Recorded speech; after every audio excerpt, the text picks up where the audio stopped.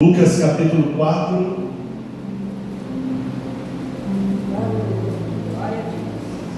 Lucas capítulo 4, a partir do versículo 16.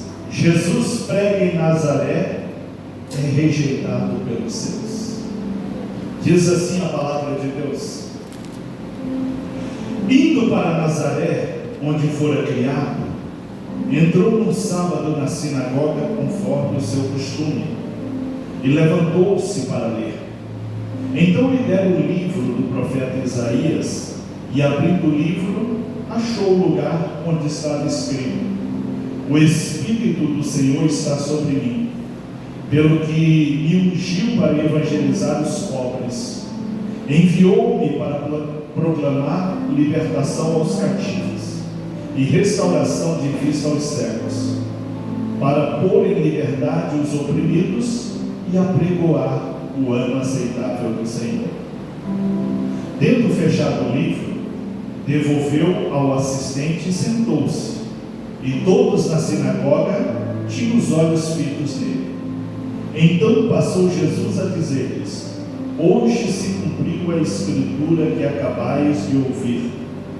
Todos lhe davam testemunho e se maravilhavam das palavras de graça que lhe saíam dos lábios, e perguntavam: não é este o filho de José? Amém. Deus Todo-Poderoso, a Ti rendemos graças e louvores, adoramos e glorificamos neste momento, e queremos, meu Deus, que Tu venhas abençoar grandemente, trazendo a revelação da Sua palavra, para que possamos, meu Deus, compreender o que Tu tens para nos dizer nessa noite. Abençoa-nos, ó Deus, com a Sua palavra, em nome de Jesus Cristo. Amém. Amém. A igreja pode sentar, fique à vontade. Glória a Deus. Amém. Aleluia. O Evangelho revela aqui, em Lucas capítulo 4, a partir do versículo 16, uma das coisas muito difíceis também para nós cristãos: pregar para os de casa. Jesus pregou em Nazaré, a cidade onde ele cresceu e viveu. Jesus era um carpinteiro, trabalhava na marcenaria junto com José, e todos o conheciam como Jesus o carpinteiro, o homem que fabricava móveis. Hoje, um fabricante de móveis é de uma renda razoável. Agora estamos aí na era do MDF, então fabricar móveis hoje é bem rentável, bem lucrativo. Mas naquele tempo era tudo rústico. Naquele tempo não tinha aparelhagem, não tinha ferramentas como hoje. Tudo era rústico, tudo era manual. Era um trabalho árduo, um trabalho muito difícil, mas também um trabalho sem grandes valores. E Jesus era um pobre carpinteiro que vivia em Nazaré.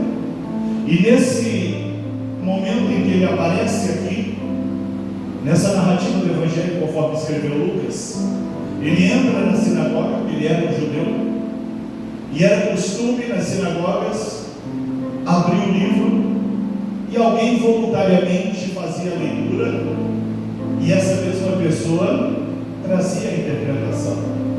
Ou então, um fazia a leitura e outro fazia a interpretação.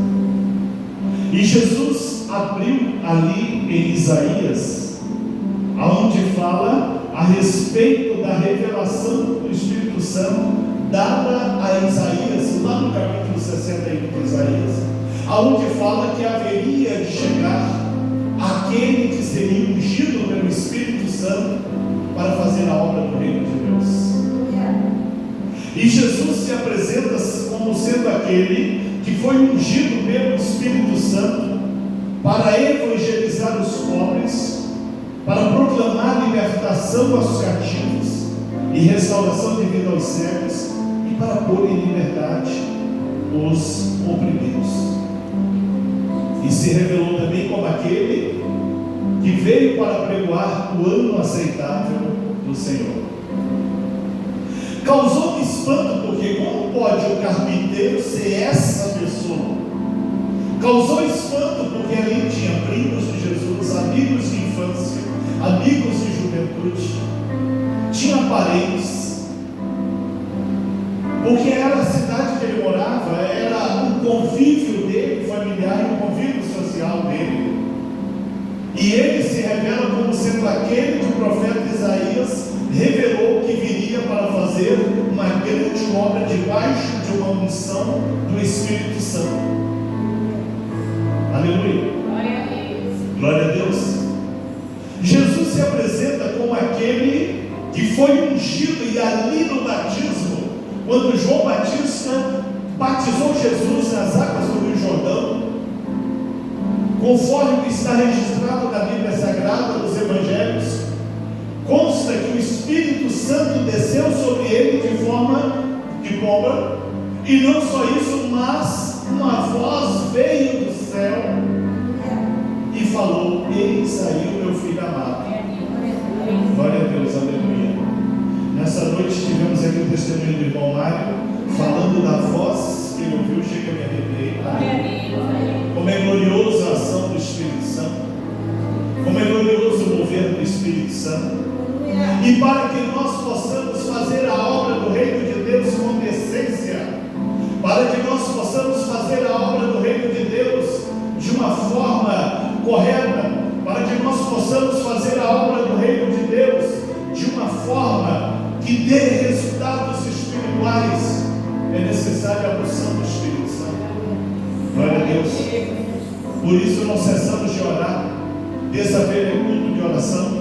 Sexta-feira, das 9 da noite até a meia-noite, estamos aqui orando, e tem sido uma bênção. Deus tem revestido de poder. Muitas coisas aconteceram para nós desde que começamos essas orações. Louvado seja Deus. Somos gratos a Deus por essas pessoas que têm nos ajudado. Não permitem que eu ore sozinho, mas venham ajudar. E que aumente esse número a cada dia, para que fique cada vez mais forte a unção. Louvado seja Deus. E Jesus era visto ali como um carpinteiro, como nós hoje somos vistos por aquilo que nós somos na sociedade. E às vezes as pessoas, quando nos vê sendo usado pelo Espírito Santo, começam a questionar: não é esse aquele que trabalha em tal lugar, que tem aquela profissão, que mora ali naquele bairro, naquela casa? É difícil você trazer a palavra para alguém da sua parentela, entre os seus amigos, entre os seus conhecidos. Às vezes os desconhecidos recebem muito mais. Aleluia. Louvado seja o nome santo do Senhor. E Jesus foi ungido pelo Espírito Santo, e a partir da unção que ele recebeu do Espírito Santo, ele orou por enfermos, e enfermos foram curados. Ele orou por paralíticos, e paralíticos andaram. Ele orou por cegos, e cegos enxergaram. Ele orou por mudos, e mudos falaram. Ele orou por mortos, e mortos ressuscitaram, por causa da unção do Espírito Santo que estava com ele. Louvado seja Deus. Assim também nós, em qualquer tempo da igreja na terra, precisamos da unção do Espírito Santo. Precisamos desse revestimento de poder, para que nós também possamos ter a unção que cura, que liberta, que salva, que regenera. A unção que no louvor quebranta o coração. A unção que pelo louvor cura, liberta. A oração que pela pregação da palavra há quebrantamento à fé, e há milagres, há sinais e há maravilhas. Louvado seja Deus. Os milagres que Jesus realizaram acompanharão a igreja até que ele venha. Louvado seja Deus.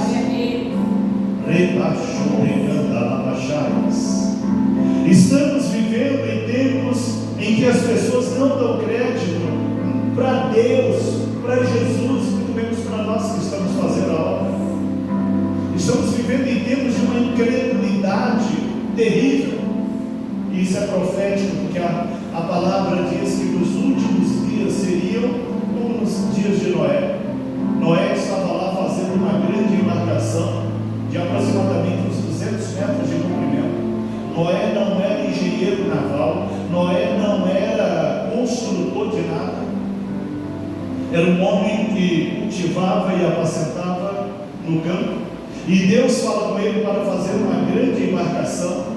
E as pessoas passavam por ali e via Noé trabalhando intensivamente ali na construção daquela grande embarcação. E as pessoas caçoavam de Noé, tiravam sarro de Noé, zombavam de Noé, ironizavam Noé, dizendo: Noé é louco. Noé está falando que vai chover 40 dias, 40 noites. O que é isso? Naquele tempo não chovia, naquele tempo caía a brisa do céu, o sereno do céu era em grande intensidade, que ele ainda não tinha esse efeito estufa na terra, como nós estamos passando hoje. Naquele tempo a cobertura vegetal na terra era muito grande, então o sereno era intenso e era o suficiente. E Noé falando que ia chover, o pessoal achando que era loucura. Como é que vai chover se não chove? Se não há necessidade de chuva? Ainda mais chover 40 dias, 40 noites. E as pessoas estavam prostituindo, adulterando, fornicando, roubando, matando, destruindo, invejando, mentindo, enganando, trapaceando, enganando os outros. Nada diferente dos dias de hoje. Mas chegou o dia em que se cumpriu aquilo que Noé anunciou por longos anos. Aconteceu aquilo que Noé anunciou, que haveria 40 dias de chuva e 40 noites, em que alagaria toda a terra habitada, e somente aqueles que estivessem dentro daquela arca seriam salvos. E hoje, quando nós anunciamos que Jesus vem, e hoje, quando nós anunciamos que está perto da volta de Jesus, e hoje, quando anunciamos pelos fenômenos da natureza, como está na Bíblia, que haveria reação da natureza, que por causa do pecado até a natureza geme, que os mares reagiriam, que a natureza reagiria. Nós estamos vivendo isso hoje, mas as pessoas estão como no tempo de Noé, estão preocupadas com seus prazeres, estão preocupadas com a sua vida social, estão preocupadas com aquilo que é material, com aquilo que é carnal, negam o culto a Deus, negam a adoração a Deus por qualquer razão, por qualquer motivo, como no tempo de Noé.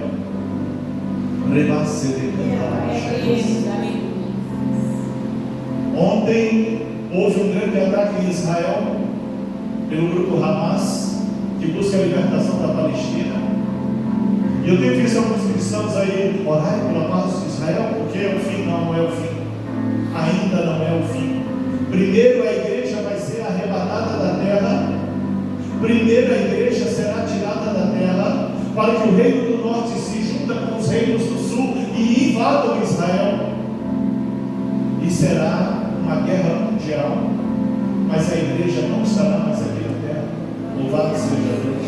A igreja será tirada antes, porque será um período de grande carnificina na terra, em que a Bíblia fala que o sangue dará no cabresto dos animais. O cabresto do animal dá mais ou menos isso aqui de altura. Vai correr rios de sangue de tantas formas, mas a igreja não estará aqui. Aleluia. O que é profético e o que nós devemos acelerar é a evangelização, porque Jesus virá somente depois que a palavra de Deus for pregada a todos os povos e todas as nações. Aleluia. Por isso estamos nessa campanha de mandar Bíblias para a África, porque a palavra de Deus tem que chegar a todos os povos e nações. No Brasil, a última vez que eu tive informação, existem mais de 300 etnias indígenas que não têm Bíblia, porque não houve tradução ainda para a linguagem deles. Além das tribos urbanas, Embra, Hicks, que mais? E várias outras tribos urbanas, esquerdistas e muitos outros. É preciso apressar a evangelização, é preciso sair do comodismo, é preciso sair da frente do computador, da frente do celular e sair em campo evangelizando, orando pelos enfermos, orando pelos atribulados, apregoando o ano aceitável do Senhor, anunciando o reino do Senhor. Louvado seja Deus. E Jesus fala que ele foi ungido para evangelizar os pobres. Jesus teve um cuidado muito especial pelos pobres. E mais no final dessa mensagem vamos explicar por quê. Aleluia. Uma das razões está aqui: proclamar libertação aos cativos. As pessoas ricas têm condições financeiras para as suas soluções, por isso são mais frios, por isso têm mais dúvidas, por isso não tem muito comprometimento com Deus, porque tem o dinheiro para resolver os seus problemas. Mas as pessoas mais pobres é pela fé. Mês a mês é oração para pagar suas contas. Mês a mês é oração para ter alimento na mesa. Mês a mês é oração para cura, porque não tem dinheiro para comprar remédio. Uma vez me perguntaram: pastor, por que os milagres acontecem mais para as pessoas pobres? A minha resposta foi simples e básica. As pessoas ricas pagam consultas, compram remédios, fazem tratamentos. As pessoas ricas vão no supermercado, compram o que querem, sobra dinheiro, até desperdiçam dinheiro. E quando a gente pede para mandar filho para a África, sabedoria, mas que Deus vai quebrar todos os corações. Mas as pessoas mais pobres, para ter comida na mesa, tem que orar. Para ter a cura de uma unha encravada, tem que orar, porque não tem dinheiro para comprar uma medicação. Aparece uma dor aqui, uma febre ali, adoece uma doença, tem que orar, tem que depende do milagre, porque não tem dinheiro para médico, para exame, para remédio, para cirurgias, para mais qualquer outra coisa. E o ministério de Cristo foi voltado para os pobres, porque eram escolhidos, porque o sofrimento é maior.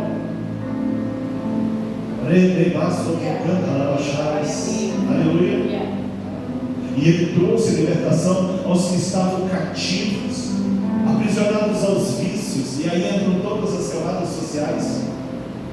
Os vícios atingem todas as famílias, das mais pobres às mais ricas, das mais incultas àquelas que têm mais cultura. A droga está presente em basicamente todas as famílias. O vício está presente em todas as famílias. E Jesus veio para trazer libertação. E quantos testemunhos que nós temos de libertação puramente pela fé. Aleluia. Não estamos desmerecendo os tratamentos que existem. Não estamos desmerecendo as técnicas científicas, mas estamos dizendo que existem pessoas que é pela fé, porque não alcança esses recursos, não tem condições para esses recursos. E o Evangelho veio para essas pessoas, porque elas viviam na exclusão, viviam no abandono social, viviam no sofrimento terrível, e até nos dias de hoje é assim. Louvado seja Deus. E quando nós aprendemos a viver na dependência do Senhor, nós oramos mais e o nosso esforço é menor. Nós oramos mais e os nossos gastos são menores. Nós oramos mais e os nossos prejuízos são menores. Nós oramos mais e as nossas perdas são menores. Nós oramos mais e aquilo que perdido, há restituição, porque há promessa em Joel capítulo 2 de restituição pelos anos que foram consumidos pelos gafanhotos. Louvado seja Deus. E Jesus também se declara como aquele que veio dar restauração de vista aos cegos. E ele não apenas cura cegos, mas também cura o mudo. E quantas vezes em nosso ministério vimos Deus operar fazendo crianças falar, mudos falar, pessoas que não conseguiam falar, que eram aprisionados por um espírito mudo. Aleluia, louvado seja Deus.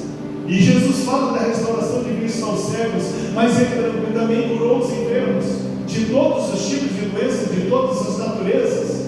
E antes de subir aos céus, ele disse que obras maiores nós faríamos, porque ele estaria diante do Pai intercedendo por nós. E a igreja hoje pode fazer muito mais milagres do que no tempo de Jesus. E o próprio evangelista Lucas fala que a Bíblia tem alguns dos milagres de Jesus. Alguns, porque não caberia na Bíblia todos os milagres que ele realizou. A Bíblia é um livro com muitas páginas. A minha aqui chega a mais de 2.000 páginas.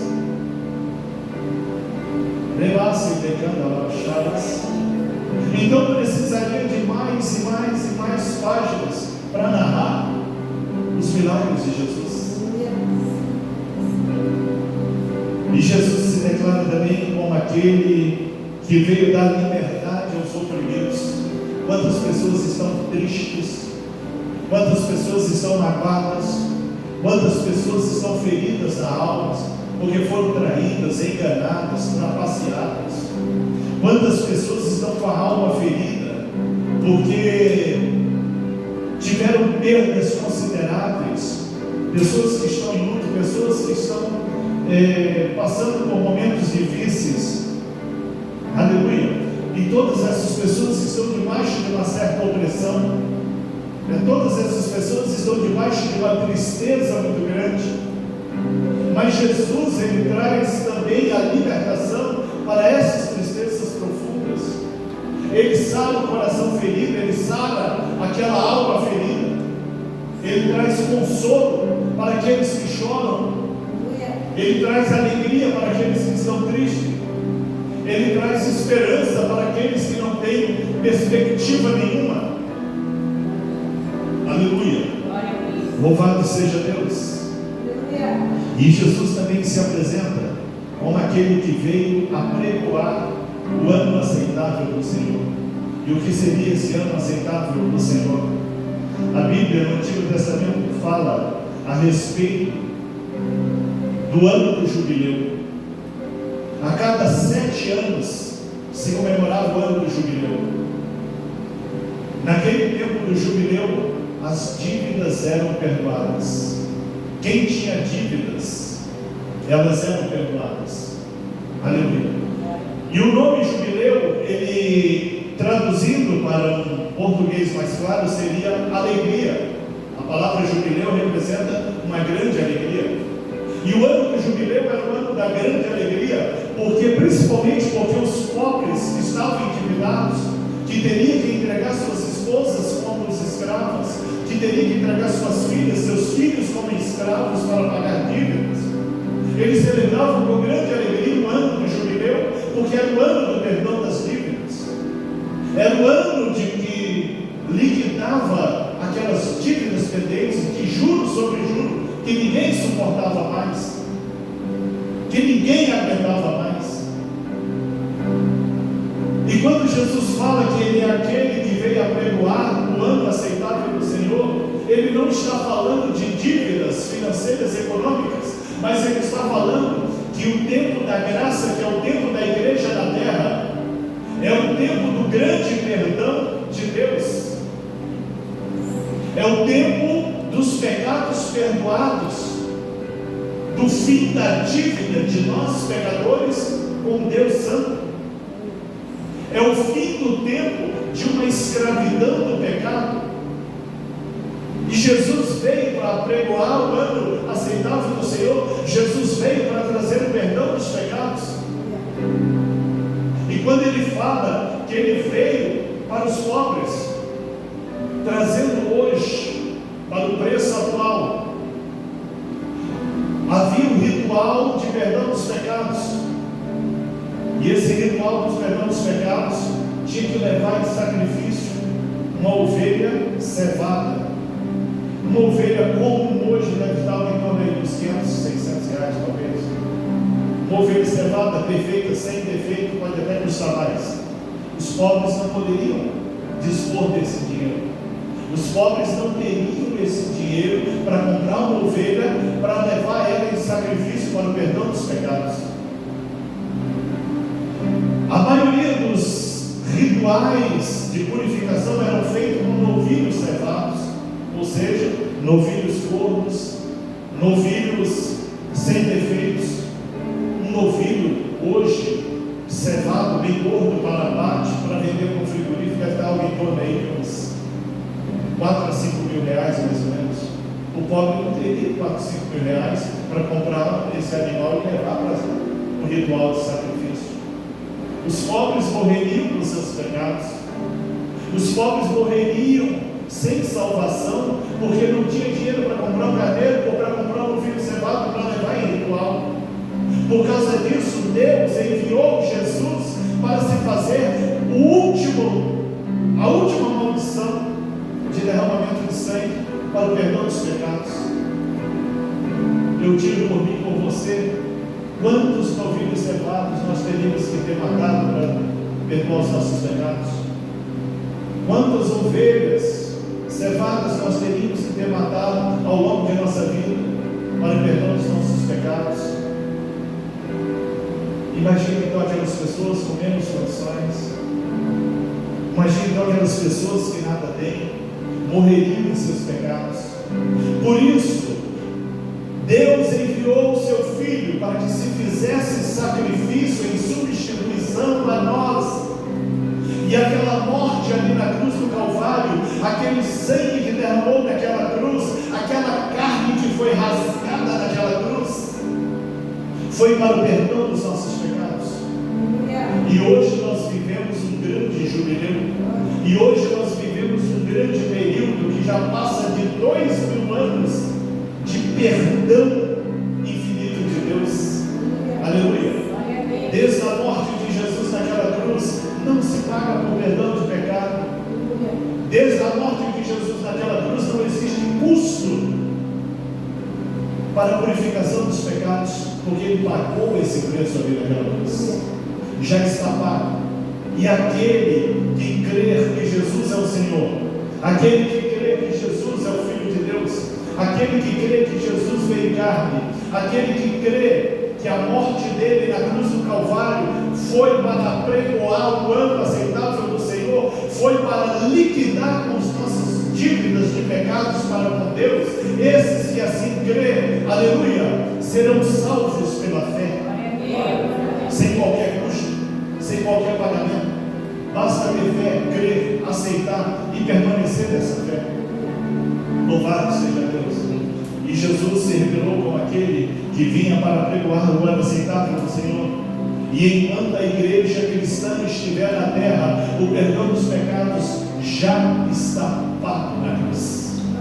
Aleluia. Enquanto a igreja estiver na terra, a salvação será de graça. E quando Jesus disse que Ele foi ungido para evangelizar os pobres, nós que hoje aqui estamos também fomos ungidos para levar o evangelho da salvação. E o evangelho da salvação se resume em: a salvação chegou, é de graça, é através do sacrifício de Jesus na cruz, e todo aquele que nele crê será perdoado e será salvo. Louvado seja Deus. Aleluia. Estamos vivendo no tempo da graça, estamos vivendo no tempo do grande jubileu, estamos vivendo no tempo do grande perdão das nossas dívidas. Aleluia. Isso não dá o direito de vivermos deliberadamente em pecado. Isso não nos dá o direito de viver pecando, e Paulo alerta sobre isso na carta aos Coríntios, também nas outras cartas. Aleluia. Não é que o perdão já é pelo sangue, não, que os nossos pecados já estão pagos, que permite que continuemos em pecados, mas temos que viver uma vida de forma a diminuir os nossos pecados, a reduzir os nossos pecados dia após dia. E como o próprio apóstolo Paulo falou, nós não seremos suficientes a viver sem pecado para que não cresça soberba em nós, para que não cresça a soberba de dizer: eu não preciso de Cristo. Porque no tempo do profeta Isaías, os ricos batiam no peito e diziam: meus pecados estão perdoados, os pecados da minha família estão perdoados, porque eu levei um novilho cevado para sacrifício, porque eu levei uma ovelha cevada para sacrifício. E os pobres ouviam aquilo e entravam naquele drama de tristeza, porque os pecados deles não estavam perdoados, porque eles não tinham condições de adquirir uma ovelha para levar em sacrifício. E os ricos contavam aquelas vantagens: meus pecados estão perdoados, então eu vou fazer mais pecado, meus filhos podem fazer mais pecados, porque na próxima festa de purificação eu levarei outro animal para purificação. Já os pobres viviam viviam em justiça, viviam em honestidade, para não pecar, porque não tinham condições de levar esses animais para o sacrifício. Sabendo disso, o próprio Deus se fez maldição em nosso lugar. E Jesus, a segunda pessoa da Trindade, abriu mão de glória, majestade, abriu mão de todos os poderes dos céus e veio como homem, um galileu, que morava em Nazaré, que era um carpinteiro, que era uma das profissões menos valorizadas na época. E ele veio, pagou um alto preço, não só naquela cruz, mas em toda a sua vida. Foi perseguido desde o ventre, aleluia, porque sabia que nós não teríamos condições de pagar pelos nossos pecados, porque sabia que haveria o jubileu de 7 em 7 anos para o perdão de dívidas, haveria o ritual de ano em ano para a purificação dos pecados, mas nós não daríamos conta de pagar pelos nossos pecados. Maravilhoso demais é o Evangelho, maravilhoso demais é essa promessa de Deus cumprida, aleluia. Maravilhoso demais é essa ação do próprio Deus para nos salvar, para nos livrar da condenação eterna, porque haverá um tempo de um grande juízo, e a Bíblia chama do juízo severo, do grande julgamento, do juízo onde até os pensamentos serão revelados, tudo aquilo que foi feito oculto será revelado. Aquela fofoca que eu fiz de fulano vai ser revelado? Vai. E aquele dia que passou aquela mulher bonita e eu olhei, pensei, vai ser revelado? Vai. E aquele dia que eu pensei em trair meu marido, vai ser revelado? Vai. Até os pensamentos serão revelados. Mas aqueles que estiverem em Cristo, aqueles que forem salvos em Cristo, a página dos pecados estará coberta com sangue vermelho. As páginas dos pecados estarão cobertas com sangue carmesim. E aqueles que morrerem em Cristo não passarão essa grande vergonha, não passarão esse grande vexame, mas serão julgados para premiação pelo que fizeram pelo bem. Aleluia. Não serão julgados para vergonha, nem para serem lançados ao inferno, mas serão julgados para grande premiação. Louvado seja Deus. Por isso vale a pena perseverar pela fé. Por isso vale a pena continuar nessa fé. Por isso vale a pena continuar orando esse Deus, glorificando esse Deus. Por isso vale a pena continuar, aleluia, seguindo a Jesus como Senhor e Salvador de nossas vidas. Aleluia. Porque não suportaríamos esse grande juízo. A Bíblia chama esse dia do dia da grande vergonha, mas para o crente será o dia da grande glorificação. Mas para aquele que morrer em Cristo, será o dia da grande exaltação, será o dia do grande jubileu, porque receberemos as coroas, seremos premiados pelo nosso Senhor, seremos surpreendidos por aquilo que fizemos pelo reino de Deus. Aleluia. Não seremos lembrados pelos nossos pecados ou até pelos pensamentos perversos, mas seremos lembrados. Lembra aquele dia de sol quente em que saiu pela rua evangelizando, falando que Jesus salva, daqui a tua glória. Lembra daquele dia que foi orar para aquela pessoa que estava atribulada, angustiada, aquela pessoa que estava aflita, aquela pessoa que estava sem esperança de vida, e você deixou os seus afazeres, e você deixou os seus compromissos, e você foi lá e levou uma palavra de ânimo, e você foi lá e orou com aquela pessoa, daqui a sua glória. Esse será o julgamento do cristão. Lembra aquele dia que chovia, fazia frio, aleluia, e você saiu de sua casa, deixou de estar dormindo para ir orar numa vigília, para que os mais fracos fossem fortalecidos na fé? Que você foi para uma vigília orar para que Deus continuasse operando milagres na sua igreja? Lembra que você poderia ter ficado em casa dormindo, você estava cansado, você estava muito abatido fisicamente, você fez esse esforço, aqui está a sua glória. Lembra daqueles dias que você deixava de fazer lazer, que você deixava de fazer as coisas que você gosta, para poder ensaiar, para poder apresentar algo melhor no culto? para melhorar a sua qualidade instrumental, a sua qualidade de voz, a sua qualidade naquilo que prestava na igreja. Está aqui a sua compreensão, está aqui o seu galardão, aleluia, está aqui a sua recompensa.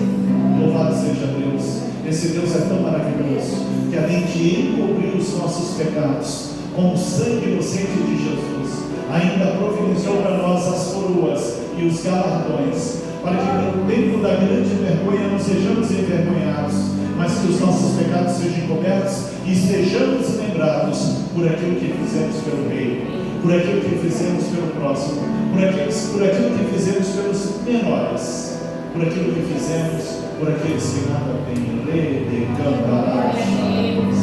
Louvado seja Deus. E neste momento em que relembramos que Jesus é aquele que foi ungido pelo Espírito Santo para evangelizar os povos, para proclamar libertação aos cativos, para restaurar a vista aos cegos e curar outros doentes, para libertar aqueles que estavam oprimidos e para apregoar o ano aceitável do Senhor. Esse Jesus, Ele nos ama de uma forma incondicional, que Ele advoga diante de Deus por nós, que Ele clama a Deus por nós, que Ele pede a Deus por nós, e é por isso que estamos nessa fé, e é por isso que aqui estamos, porque se fosse para depender de nós mesmos, nós não estaríamos aqui nessa noite. Se fosse para depender da nossa própria vontade, nós estaríamos passeando, estaríamos curtindo a vida, como dizem, estaríamos por aí. Mas Ele não olhou para esse prazer do momento, Ele olhou para a vergonha do juízo final, Ele olhou para o dia da revelação até dos pensamentos, Ele olhou para o dia da grande vexame da humanidade e falou: não, foi por ele, foi por ela. Ele vai ser livre desse julgamento, ela será livre desse julgamento.